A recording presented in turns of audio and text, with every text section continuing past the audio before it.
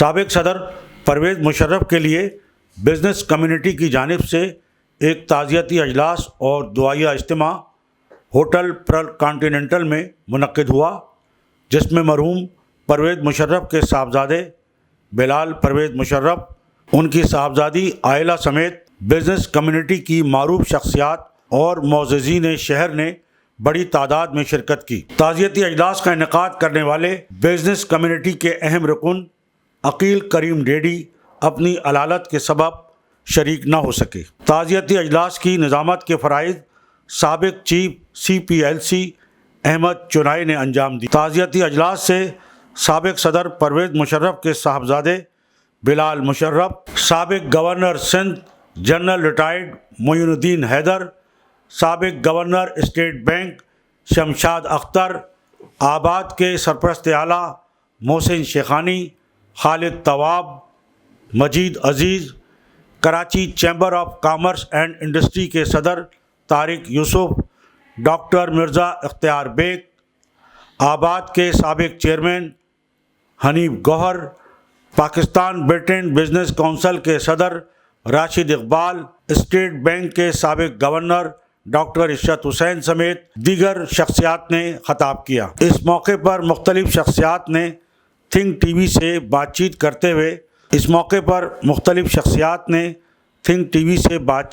ہوئے سابق صدر پرویز مشرف کی ملک کے لیے خدمات کو سراہا اور انہیں خراج عقیدت پیش کیا۔ تعزیتی اجلاس اور دعائیہ اجتماع میں محمد غالب چامڈیا، مدثر عالم، ثریا کلیکشن کی CEO ثریا وقار، ثاقب اخون، صبیہ اخون، آل سٹی تاجر ایسوسی ایشن کے عارف حبیب، بشیر جان محمد، عرفان اقبال، زبیر طفیل، SM تنویر، انجم نثار، ناصر حیات منگو، سلیمان چاولہ، آصف مجید، حاجی غنی حاجی عثمان، شعیب اسماعیل، عبد القادر میمن، شرجیل میمن، مقصود میمن، میاں زاہد حسین، عبد الرحیم جانو، عارف ڈھاگا، حاجی رفیق پردیسی، رفیق سلیمان اور بزنس کمیونٹی کی دیگر شخصیات نے دعائیہ اجتماع میں شرکت کی۔ شکریہ جی بہت بہت آج کی تقریب کا اور تمام اسپیکرز کا خیالات کا اظہار کیا۔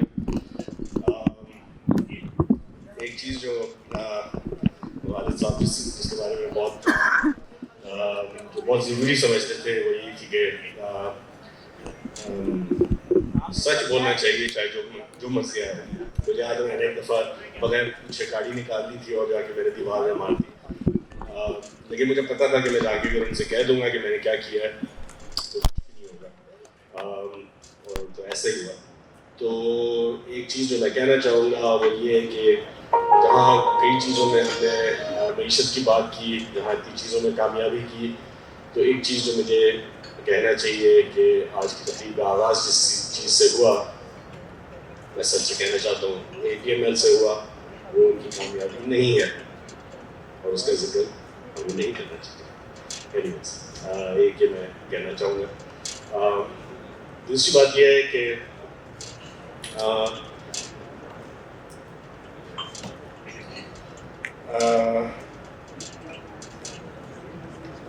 دوسرا تو یہ یہاں پہ لکھا ہوا ہے کارگل کے ہیرو کو سلام۔ تو ان کی شخصیت میں جو تبدیلی آئی اقتدار سنبھالنے کے بعد، ایک آرمی چیف کے بعد ایک ملک کو چلانے کی جو ذمہ داری ان پہ پڑی اور جس طرح انہوں نے وہ سنبھالا، وہ ایک مانے خیز پیریڈ تھا ان کے لیے، جس میں انہوں نے اب جیسے آپ کو یہ تو ساری پبلک اسفیئر میں باتیں ہیں کہ جس طرح وہ کھٹمنڈو میں کانفرنس ہوئی تھی اور واجپئی صاحب سے جا کے انہوں نے مصافحہ کیا تھا، انہوں نے مجھے خود بتایا تھا وہ قصہ۔ انہوں نے ذہن میں سوچا تھا کہ کس طرح واجپئی صاحب، وہ کرسیاں اتنی بھاری تھیں شاید وہ اٹھے ہی نہ، تو انہوں نے سوچا تھا کہ کیسے میں تقریر پڑھ کے سامنے سے آؤں گا اور میں ہاتھ بڑھاؤں گا تاکہ کوئی جواز ہی نہ رہے ہاتھ ملائے بغیر۔ تو اس قسم کی چیزیں وہ سوچتے تھے، اور پھر ان کو اس بات کا بہت اندازہ ہو گیا تھا کہ ریاست یہ ہے جو وہ خالی معیشت پہ اور دفاع پہ نہیں چلتی، اس کی ایک معاشرے کی ایک سافٹ پاور بھی ہوتی ہے. تو یہ میڈیا کو آزاد کرنا یا اپنے کلچر کو، اپنی تہذیب کو توجہ دینا، یہ اس پہ کافی بلیو کرتے ہیں. میں لمبی میں تفریح نہیں باندھنا چاہتا. آج کے بہت بہت شکریہ میری طرف سے، بہن کی طرف سے، فیملی کی طرف سے. شکریہ. ہمارے پریزیڈنٹ مشرف صاحب کو اعزاز دینے کے لیے ایک پبلک گیدرنگ منعقد کی ہے. ویسے تو ہم پچھلے کئی دن سے سوگ میں ہیں. ان کے جنازے پر ان کے گھر پہ دعا تھی، پھر ان کے بیٹی کے گھر پہ دعا تھی، تو لگاتار یہ سلسلہ تو لوگ آ رہے ہیں، تعزیت کر رہے ہیں، لیکن اس قسم کی پبلک گیدرنگ پہلی دفعہ آرگنائز ہوئی ہے. پرویز مشرف صاحب سے میرا تعلق 1961 سے تھا، 1961، جب وہ ملٹری اکیڈمی میں آئے تھے، اور اس کے بعد یہ تعلق ساری عمر قائم رہا. ہم نے جی ایچ کیو میں ساتھ نوکری بھی کی. ہم آپس میں نیبرز بھی تھے، فیملیز کے ریلیشن بھی تھے، اور ان کے ساتھ میں نے ایز اے انٹیریئر منسٹر کام بھی کیا. ہم نے پاکستان کی ہم وہ جنریشن ہیں جو ہجرت کر کے پاکستان میں آئی ہے. پرویز مشرف صاحب بھی ہجرت کر کے آئے تھے، ہم بھی ہجرت کر کے 6-7 سال کی عمر میں آئے تھے. ہم نے دیکھا ہے وہ دور مشکل پاکستان کا، لیکن بہت جذبہ تھا تعمیر کا. اس کے بعد بدقسمتی سے ہماری جنریشن نے پاکستان کو ٹوٹتے ہوئے بھی دیکھا ہے، اور پاکستان کو ہر قسم کے گرداب میں اور ٹرموئل میں بھی دیکھا ہے. تو پرویز مشرف صاحب کو جب اقتدار سنبھالنا پڑا، میں ہمیشہ کہتا ہوں اقتدار سنبھالنا پڑا، کیونکہ جس طریقے سے سری لنکا جب وہ گئے ہوئے تھے تو پیچھے ایک آرمی چیف کو رینک لگا دیا گیا، تو اس سے ظاہر ہے فوج بہت بددل ہوئی کہ یہ فوج میں طریقہ نہیں ہے اس طریقے سے لوگوں کو پروموٹ کرنے کا.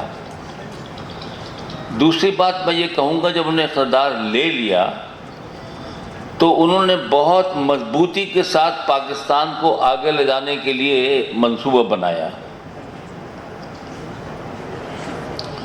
اور ان کے جو 3-4 کام تھے جس میں لوکل گورنمنٹ جو ہے، مقامی حکومتیں جو کہ کسی بھی جمہوریت کی بنیاد ہوتی ہیں، جس کے اوپر جمہوریت کی عمارت کھڑی کی جاتی ہے، جس کے اوپر ہمارا کوئی سیاستدان جو ہے بنیادی یا لوکل گورنمنٹ کو نہ سپورٹ کرتا ہے، نہ ہونے دیتا ہے، نہ قائم کرتا ہے، اور اگر کورٹ کے حکم کے تحت زبردستی ان کو قائم کرا بھی دیا جائے تو ان کو پاور نہیں دیتا، پیسے نہیں دیتا، انہیں کام نہیں کرنے دیتا.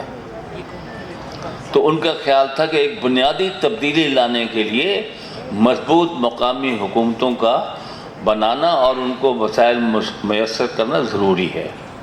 دوسرا کام پولیس ریفارمز تھا جو 1862 کے رولز پر چل رہی تھی، اس پہ کافی محنت ہوئی اور ایک اچھا پولیس آرڈر بنا.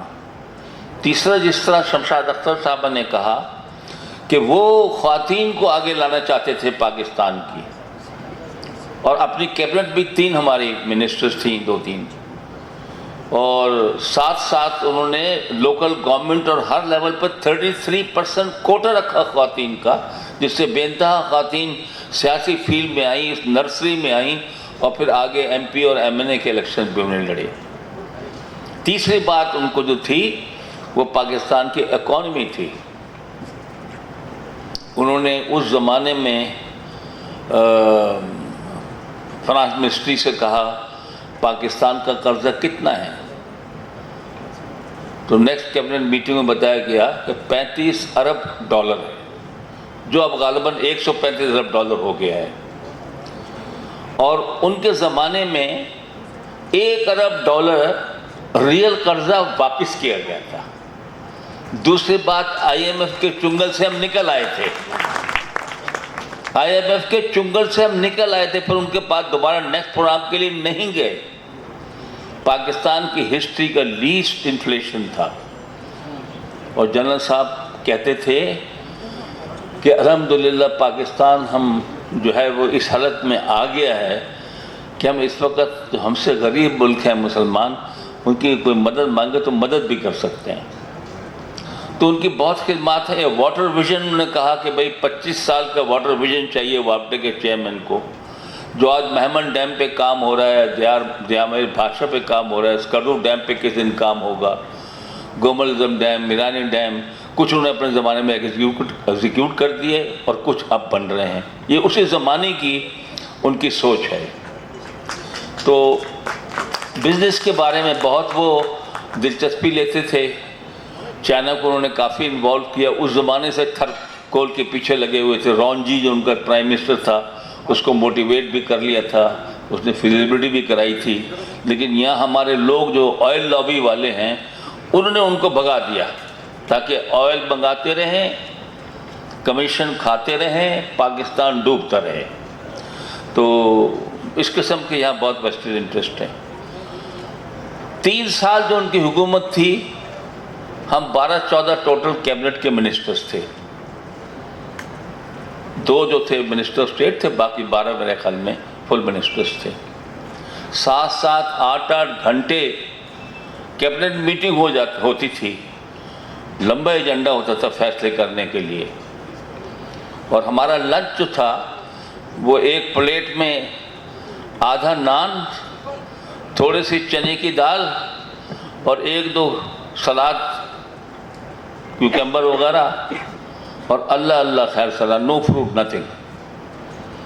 سمپل ترین تھا، نو خرچے، نو غیر ضروری دورے.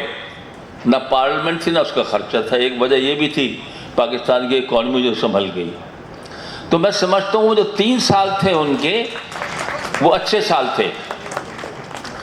اور چونکہ یہ ہمارے سپریم کورٹ سو موٹس نوٹس بھی لے لیتے ہیں، ان کو چاہیے تھا ایک سو موٹس نوٹس لے لیتے اور کہا تھا کہ ہم نے آپ کو 3 سال کی ہے یہ مہلت دی ہے کہ اس میں آپ کو ہم جو ہے لیگلائز کرتے ہیں، اور ساتھ ساتھ آپ کو ہم نے آئین کو بھی ایمنڈ کرنے کی اجازت دی ہے. لیکن ہم دیکھ رہے ہیں کہ آپ نے پاکستان کی بنیاد کو مضبوط بنانے کے لیے اور آگے لے جانے کے لیے بہت سالڈ کام کر رہے ہیں، تو آپ کنٹینیو رکھیں. آپ 2-3 سال ہم الیکشن ڈیلے کر سکتے ہیں. ان کو سو موٹس دینا چاہیے تھا. یا پریزیڈنٹ صاحب میرے خیال میں اگر شریف الدین پیرزادہ کو بھیج دیتے کورٹ میں تو ضرور ان کو اور 3-5 سال مل جاتے اور پاکستان ایک مضبوط بنیادوں پہ کھڑا ہو جاتا. فاٹا کا ایریا جو ہے اس کو اس زمانے میں وہ املگمیٹ کرنا چاہتے تھے کے پی کے ساتھ، لیکن گورنر فرنٹیئر کے بہت ریزرویشنز تھی. انہوں نے کہا سر کچھ ٹائم اور ٹھہر جائیں.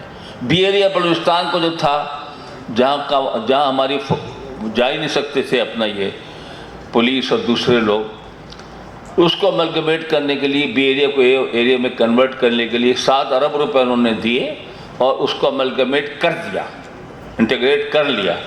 لیکن کیا ہوا، جو ہی پرویز مشرف صاحب گئے پولیس آرڈر ختم کر دیا گیا، لوکل گورنمنٹ آرڈر کو بھی ختم کر دیا گیا، اور پہلا کام بلوچستان اسمبلی نے یہ بی ایریا دوبارہ اسٹیبلش کر کے لیویز دوبارہ اسٹیبلش کر دی، پولیس آرڈر کی روح بھی نکال لی. یہ بدقسمتی ہے پاکستان کی کہ ہم سرکرم میں چلتے ہیں، ہم آگے نہیں چلتے، مضبوط فیصلے نہیں کرتے. پاکستان کے لیے ان کی عظیم خدمات ہیں. انہوں نے دل و جان سے پاکستان کو مضبوط بنانے کی، اس کی عزت و وقار کی انتھک محنت کی. ہم دعا کرتے ہیں اللہ ان کے درجات بلند فرمائے. آمین ثم آمین.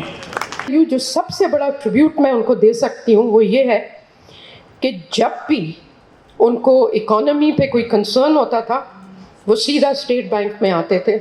ہمیں آفیشیل میسیج ملتا تھا he is visiting and he use to sit there for 3 hours along with the management of State Bank and he shooted all the questions.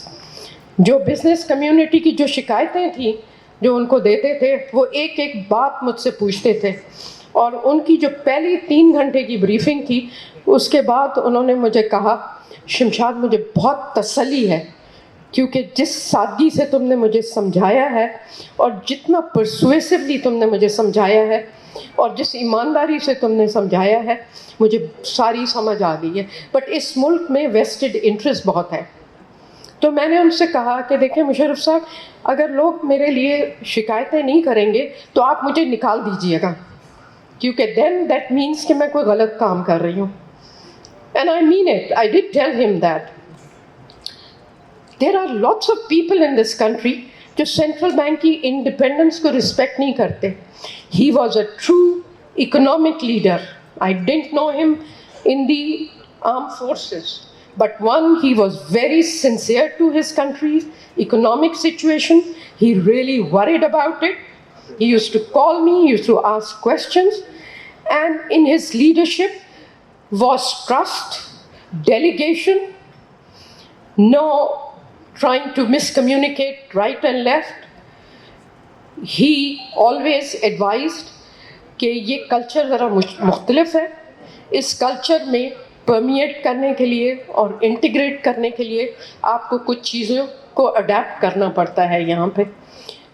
The last point I will say, he is the only leader, he was the only leader in this country who believed in independence of the central bank, independence of the institutions, and he delegated it all. He was one of the most humble leaders that I have met. And you know, I have transacted with prime ministers of like 80 countries.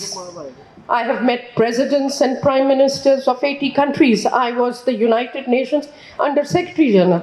So I have seen leadership qualities, good and bad. I can say my salute to him because he was above all of them. Parvez Musharraf साहब का दौर जब पूरे उरूज पर था, वो president थे और मैं एक ऑर्डिनरी इंडस्ट्रियलिस्ट था, तो मेरा इतना इंटरेक्शन वाला तो कोई तजर्बा नहीं है उनके साथ। But there are few things I would like to mention. उनकी ज़ात में कमिटमेंट का बड़ा अंसर था, और अभी पिछले दिनों उनकी एक वीडियो वायरल हुई है जिसमें उन्होंने ये कहा कि फ़ौजी आता किस लिए है, इस जहन के साथ आता है कि अगर मरना पड़ा तो मर जाऊंगा। मैं समझता हूँ कि ऑनर है कि आप लोग हम जाने के बाद भी लोगों को इसी तरह ट्रिब्यूट करते हैं।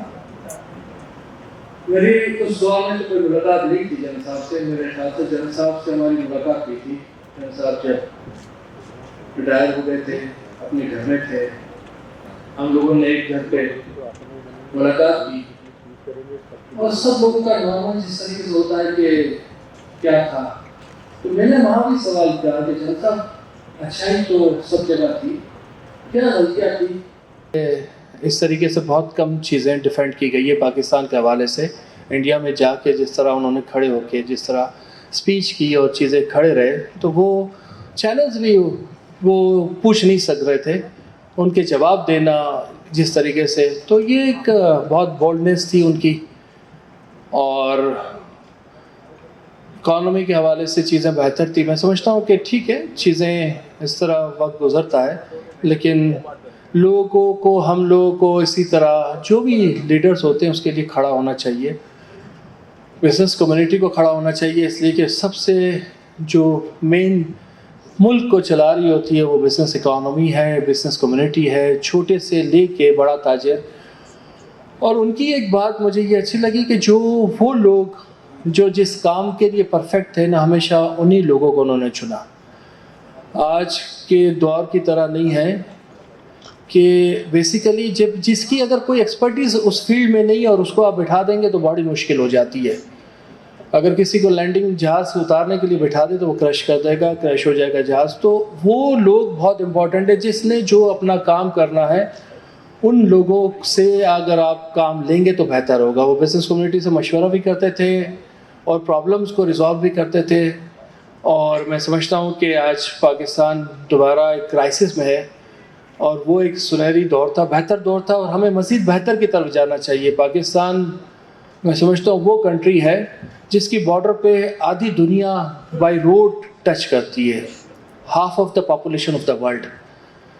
دنیا کی سب سے اچھی مائننگ، گولڈ، ہمارا کول جو ہم نے یوٹیلائز نہیں کیا، جو چیزیں ایسی ہیں. تو بد نصیبی یہ ہے کہ لیڈرشپ از ویری امپورٹنٹ، اور آج بھی ہمیں ضرورت ہے ٹرو لیڈر کی، تھرو پاکستانی کی، تاکہ ہم اس ملک کو آگے لے جائیں. یہ ملک میں ہمارے بچوں کا، ہمارے آنے والی قوم کا، ہماری بچیوں کا فیوچر ہو اور ہم مزید بہتر کر سکیں. Channel think T V HD کو سبسکرائب ضرور کر لیں اور بیل آئیکن کا بٹن دبائیں تاکہ ہماری نئی آنے والی ویڈیوز پر وقت آپ تک پہنچ سکیں. شکریہ.